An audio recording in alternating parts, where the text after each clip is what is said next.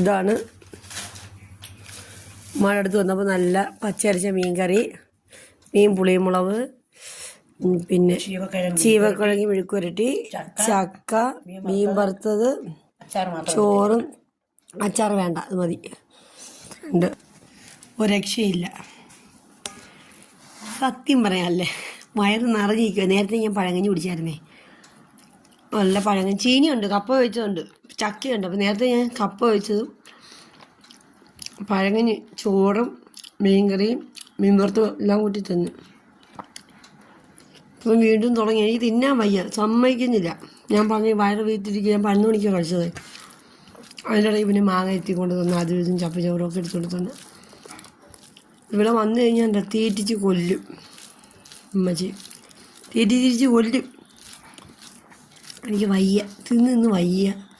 വേണ്ടെന്ന് പറഞ്ഞതാ, കേൾക്കത്തില്ല. ഞാൻ പറഞ്ഞ നേരം പൊതിയിട്ടിട്ടാ ഞാൻ പ്രോഗ്രാമിനാകുമ്പോൾ അവിടെ കഴിച്ചോളാന്ന് പറഞ്ഞു.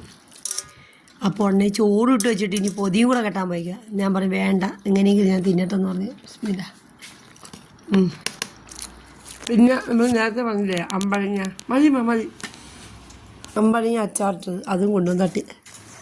ഇത് അമ്പഴങ്ങ അച്ചാർ നല്ല ടേസ്റ്റ് ഉണ്ട് കേട്ടോ. എൻ്റെ ഉമ്മ നന്നായിട്ട് കറി വെക്കും ചേട്ടാ. ഉമ്മക്ക് എല്ലാത്തിനും ടേസ്റ്റാണ്. എൻ്റെ ഉമ്മ എന്നല്ല, എല്ലാ അമ്മമാരും വെക്കുന്ന എല്ലാ കറികളും നല്ല ടേസ്റ്റാണ്. തിന്നു ഉപ്പാടില്ല, അതാ പ്രശ്നം, വേറൊന്നുമില്ല.